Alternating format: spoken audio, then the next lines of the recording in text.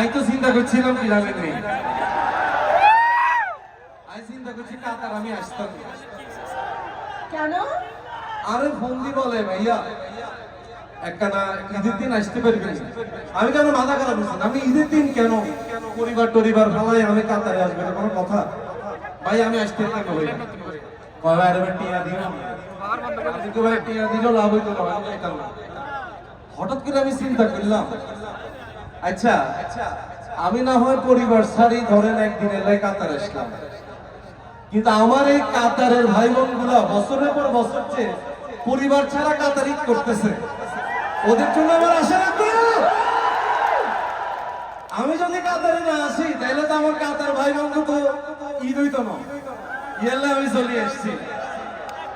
আর কাতার আসার ভরতরি এয়ারপোর্ট তো স্টেজ আরে খালি জিগায় ভাইয়া এটা কবে আসবো,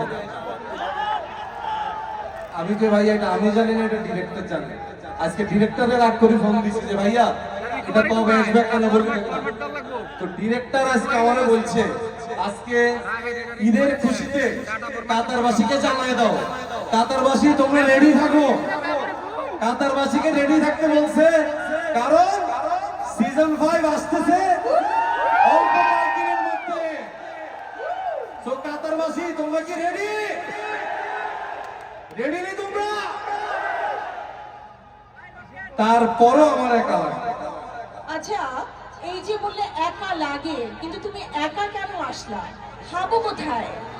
আরে হাবু কোথায় আপনারা জিজ্ঞাসা করেন। এটার উত্তর আপনারা দিবেন না, আমি দিতাম। তুমি তুমি আচ্ছা আবু যদি কাতার আসে হেতে কি আর কাতার তো বাংলাদেশে যাইব না, হেতে তো কাতারই রয়ে যাবে।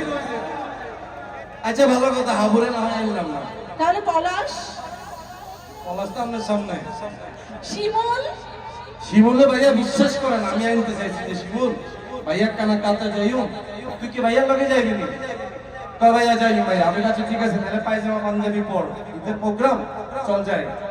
হেতে দেই পায়জামা পাঞ্জাবি বাদ দিয়ে হেতে পুলিশের জুতা পড়ায়।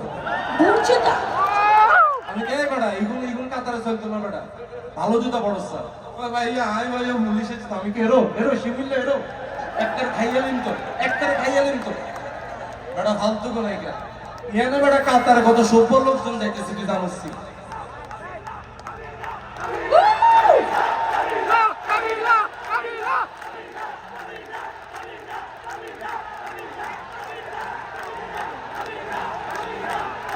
এই ভালোবাসা